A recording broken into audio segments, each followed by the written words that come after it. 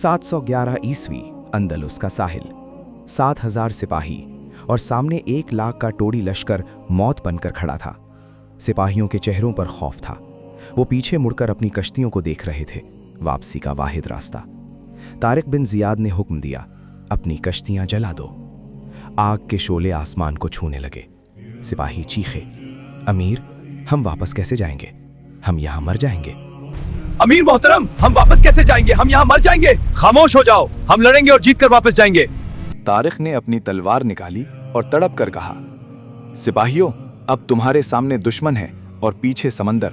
अब वापसी का कोई रास्ता नहीं। या तो फातिह बनकर जियोगे या शहीद होकर इस मट्टी का हिस्सा बन जाओगे। अब तुम्हारा मुल्क वही है जो तुम्हारे कदमों तले है।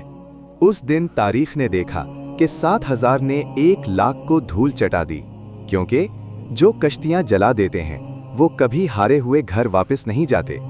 इस वाक़ये से हमें सबक मिलता है, अगर सरबराह दलेर हो तो अवाम खुद ही दलेर हो जाती है।